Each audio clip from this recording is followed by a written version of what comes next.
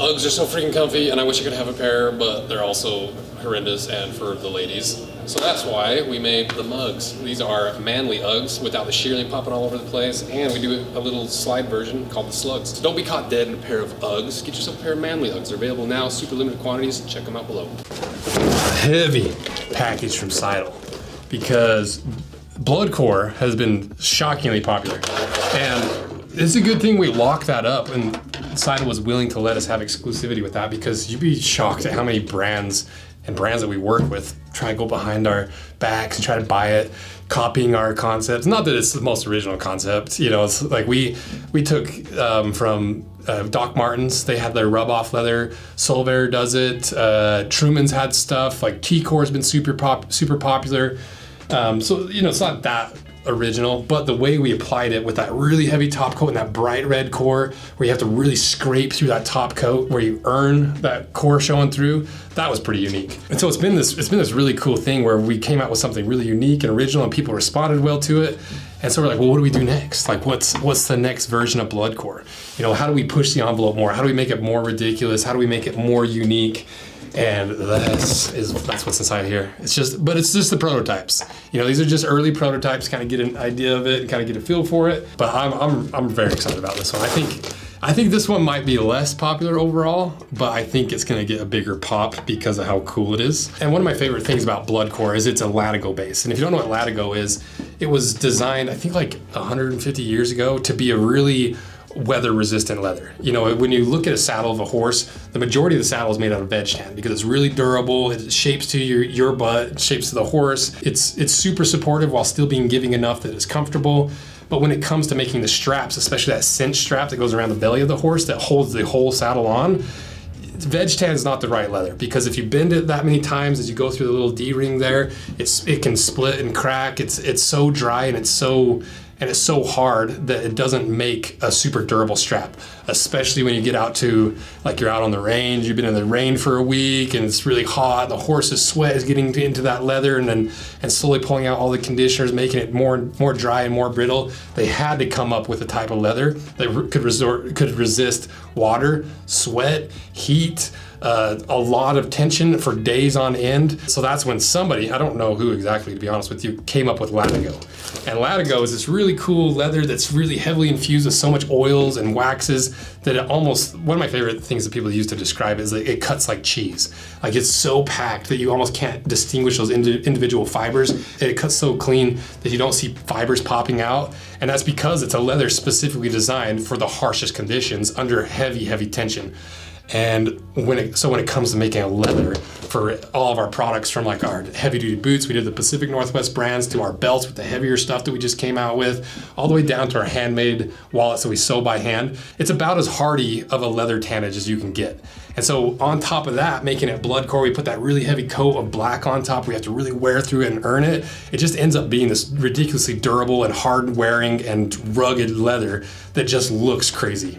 And so for this one, same tannage, still in a Latigo, but what's different? Let's find out.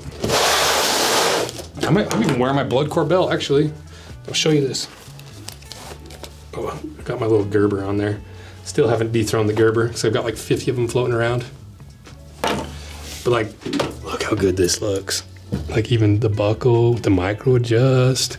You can see how it's wearing where I actually wear it. You can see even for, and I've been wearing this for maybe 6 months now, and I haven't even broke through that top coat of black.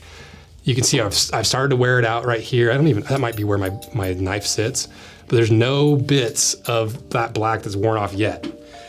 Which is part of why it's so different from the other leathers that are similar to this, because most of the leather that's made like this, they're made to wear off really, really quickly. People want to see that gradient of color. People want to have that pop of color. And the problem with that is it's inherently less durable. It just wears out faster. It doesn't maintain that really cool look for as long, versus when you have to really earn it and really wear through that, it sticks around for a lot longer, but it has it has just a better patina, because it's like the difference of like a really nice handmade boot versus a cheap pair of like mall docks. You know, they just age differently. The docks are more comfortable right off the bat. They age like really cool and they get that aesthetic, but then a year later they're shot. And after a year of wearing like a handmade boot, you've only just started to get your patina. It's gonna get better and get richer and deeper patina over the next like 5 to 10 years. And that to me is similar to the difference between cheap shoes that they're really comfy and they just immediately fall off a cliff versus high quality shoes. They're not super comfortable right off the bat, but once you get them broken in, they get really comfortable and maintain their comfort. Same idea with this. That patina is gonna be really rich and really unique and distinct for a long period of time because you have to earn it. And I love that concept. And it's been really cool seeing people send in their shots of their boots and shoes that they've got out of Bloodcore, because we did like the Goral Smugs out of it. We did the Drifter 3s. We just released a batch of the Indy 1s in Bloodcore. And I love when people send us pics. So send me a pic. Send it to the Instagram or service@roseanvil.com, and we'll post it on the Instagram, because because this is so hard wearing, there's only so many boots you can wear to really get broken in enough to actually show this. So we literally need your guys' help to like actually show how it wears. What is it that you guys have been asking us for nonstop? Bloodcore belts. Look at that. So super limited quantities. These are a pain in the butt to make. And so get them before they're gone. You know, you're gonna be a little bit of the testing batch, so I'd appreciate some feedback, how to make this work better, because it's basically the boot thickness leather doubled up, sewn together with our classic solid brass buckle. That's not the only brand new thing that we released. So we finally released all the wallets, including the Clayton and Bloodcore. You can see that the edges are not nearly as bright because we have to burnish them, but that'll start popping out more as you wear it too, just like the actual Bloodcore concept is. But there's more, because we finally, there's another thing, people are like, hey, we want to buy Bloodcore. So we got little baby panels and we got big daddy panels. And then you've obviously got the boot pocket kit. You've got coasters. You got the little bracelets. You got the ring kits. So limited quantities, get them before they're gone, especially limited quantities on these.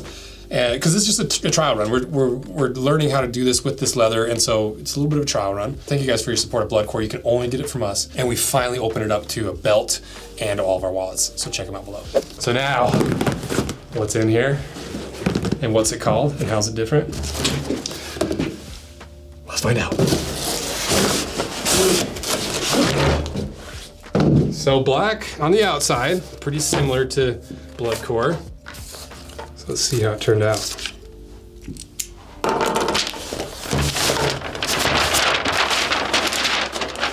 Okay, let's check it out.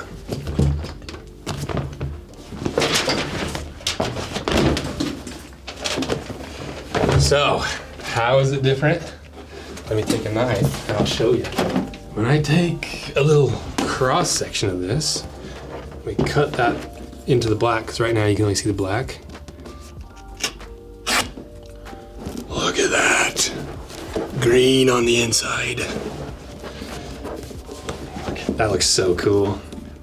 So, what is this? This is our attempt at Alien Bloodcore, or Alien Core. And you can see exact same top coat on top, but a nice deep green all the way through. But this is not the green that I want to end up in. As that's why I said this is the first prototypes. Yeah, like this is a really cool green. It's just like a typical foresty green, but the green I want is like a very vibrant, like yellowy green, almost like alien blood, almost like early, like the 90s, like Matrix kind of style, like lime green. Because like in the 90s, if you remember or were alive then, everything was like Y2K, retro future, like this is what the future's gonna be. It's gonna be analog this and like green text and like everything's gonna be like, it's almost like analog digital, and it's just like really flat and green and vibrant, and that's the color I want. And so Seidel sent us 2 samples, because that first one, I just knocked all that stuff everywhere. The first one, a little too green. You know, I think it looks cool. I like the look of it, but I like the idea of it being like a really lime green that really pops.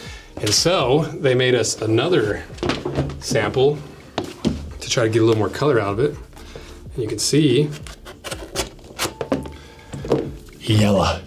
So we've got a yellow core and a green core. And if these two colors made a baby and was a really, really bright lime green, that's what I want. And because it's already really close. Like this yellow core, we could run that like as its own thing. Like this would have a really cool patina. It would have almost have that T-core kind of look, but a lot more vibrant, because you're not gonna get right to that yellow. As you wear this, it's gonna kind of come through a little bit like that. I gotta cover my face so you can see it. Doesn't want to focus. I'll put it next to my face. I'll put it up here. See, it's because there's black on top, it kind of dulls out the color. And so it'd be a really interesting pop of yellow that's a little bit more subdued. So when I scratch this green core, or alien core prototype, you could see it darkens quite a bit, and it turns it into more of like a forest green. And so you combine the cross section of these two, you combine the scrubbed surface of these two, and that's the perfect alien core. The 90s and early 2000s, like that was a lot of like the boy branding, like Xbox, like the Matrix, all these like xenomorphs, like all of them had that lime green and black. And that's what I want to try to emulate. And that style is kind of coming back around. I was just at a Kingdom of Giants concert, and their whole back like projection was like the green with the black, but it had like the chrome like liquid, you know, like mercury. And that's the vibe I want. But this yellow core actually turned out really cool too. And I have an idea for this that might be the third version of Blood Core, maybe like next year, that I think, I don't want to spoil it, because people, like I said in the beginning, like people, you'd be shocked at how many people try ripping stuff off or going behind our back and trying to like steal our concepts and stuff. So I'm not saying anything about it yet, but I think that's gonna make, I think the little adjustment we'll make to this will make it really, really cool. So we're close. So stay tuned for the next unboxing, because I think the next batch is gonna be spot on. It's just a little bit too dark of a green to me. Let me know if you have any other ideas for other colors of the bloodline of leathers with the blood core, now the alien core, and maybe a little project with some yellow core. And let me know what other products you want us to make out of this, because it's so universal, because we can get this thicker stuff for boots, we get the really thick stuff for our belts that we make, all the way down to like the wallet thickness. And thank you guys for supporting the blood core stuff, because you just never know. And like it was a gamble on Seidel's end to give us exclusivity on it. I was like, I think people are gonna like this. I think we can sell enough of products from the blood core that will justify you giving us exclusivity on it. And you guys have supported it like crazy. So thank you guys. That's what makes all this possible. It's what makes all the cutting of the boots and shoes in half possible. And when we do these projects with tanneries, this is where I gather a lot of that deep information that you can only get from working with tanneries, from working with these boot and shoe companies.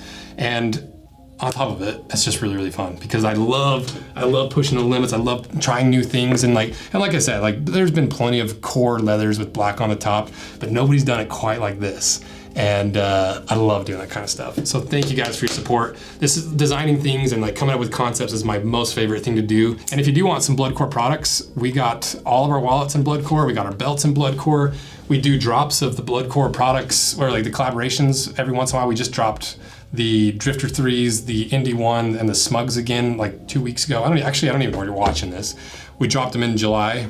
So we probably have another few batches coming through, so get signed up for that limited edition email list. And if you're on that, that gives you early access, that gives you all the information you need. And when we actually do drop Alien Core, you'll be first in line to get some products made out of Alien Core. Because just wait till you see the branding. Me and Cass have already been like geeking out about how we're gonna market this and do some really cool branding and marketing.